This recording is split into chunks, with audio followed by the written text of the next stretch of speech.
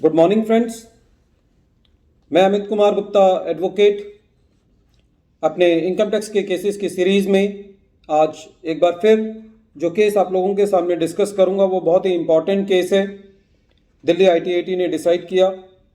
उस केस में as far as कोई लॉ की पॉइंट नहीं है, कोई ऐसा इम्पॉर्टेंट चीज़ बाहर निकल के नहीं आई है, लेकिन इस केस के अंदर जो दिल्ली ITAT है उसने जिस तरीके से हम अपने ऑर्डर्स में कैजुअली डिपार्टमेंट के अगेंस्ट एलिगेशंस लगाते हैं, अपने ग्राउंड्स ऑफ अपील में एलिगेशंस लगाते हैं, उसके ऊपर एक टिप्पणी की गई है। केस का नाम है अब्दुल वाहब वर्सेस ITO गाजियाबाद और इस केस का जजमेंट अभी बहुत रीसेंट जजमेंट है 11 जनवरी 2022 का। इस केस के अंदर जब CIT अपील के पास अपील चल रही थी तो असेसी को बहुत सारे नोटिस इशू किए गए। असेसी ने उन नोटिस का रिप्लाई जो है वो नहीं दिया। CIT अपील साहब के पास असेसी का जो काउंसिल था वो भी अपीयर नहीं हुआ और ना ही असेसी ने कोई CIT अपील से एडजर्नमेंट मांगी। ऐसे केस में CIT अपील के पास जो भी इंफॉर्मेशन ऑन रिकॉर्ड थी उसके बिहाफ पर CIT अपील ने अपना ऑर्डर जो है वो पास कर दिया। असेसी को CIT अपील का ऑर्डर मिला। असेसी जो है वो ITAT गया और ITAT के अंदर जो जब ग्राउंड्स लिखे जाते हैं तो कॉपी पेस्ट करके जो ग्राउंड्स लिखे गए और उसके अंदर एक एलिगेशन लगाया गया जो जनरल एलिगेशन होता है। ये कहा गया कि the order has been passed in routine arbitrary whimsical manner having no sustainability in law। तो जब ITAT ने इन शब्दों को देखा ग्राउंड्स के अंदर तो ITAT ने ये कहा कि ऐसा नहीं है कि इन शब्दों का इस्तेमाल नहीं किया जा सकता ग्राउंड्स ऑफ अपील में, लेकिन इन शब्दों का चयन तभी किया जाना चाहिए जब असेसी जो है वो अपने क्लीन हैंड्स के साथ आया हो, असेसी ने पूरा डिपार्टमेंट के साथ कोऑपरेट किया हो और असेसी की कोई गलती ना हो।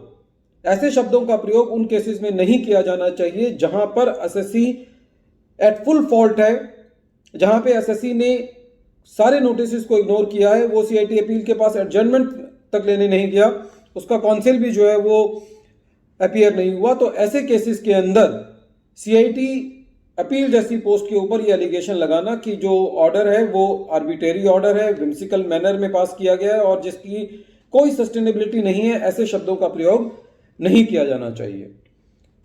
इतनी बात कहने के बाद भी ITAT ने यह कहा कि in the principles of natural justice and in the interest of the justice of the for the assessee we are remanding this matter back again to the CIT appeal and this time the assessee should fully cooperate with CIT appeal and make his submissions on time.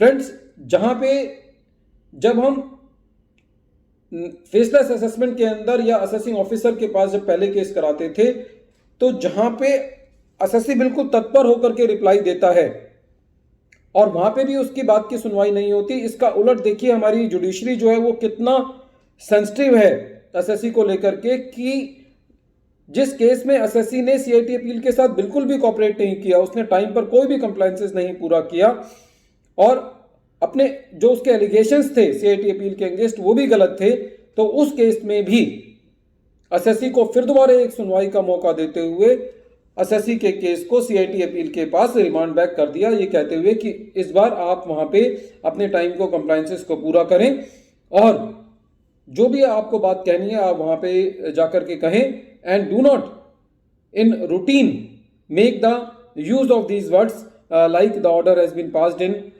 Routine arbitrary and whimsical manner. Friends, मैं अपने most of the lectures में मेरा ये कहना होता है कि notice को इग्नोर ना करें। हो सकता है कि जिस डेट का नोटिस हो उस डेट पे आप अपीयर ना हो पाए। सपोज करो कि 24 तारीख की डेट है और आपको लगता है 20 तारीख को ही कि मैं 24 तारीख को तक अपना जवाब नहीं दे पाऊंगा, तो एडजर्नमेंट मांगने के लिए 24 तारीख की वेट ना करें, आप एडजर्नमेंट भी 20 तारीख को ही मान लें।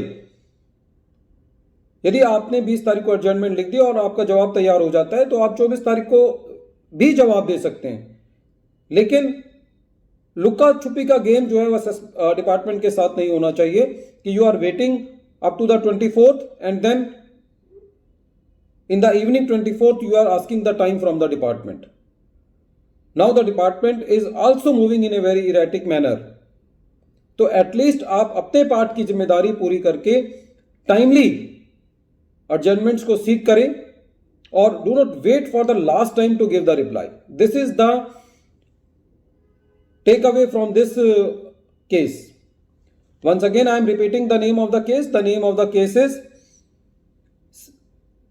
Abdul Wahab versus ITO Ghaziabad, and the judgment date is 11th January 2022, and this matter relates to Delhi ITAT. Thank you friends.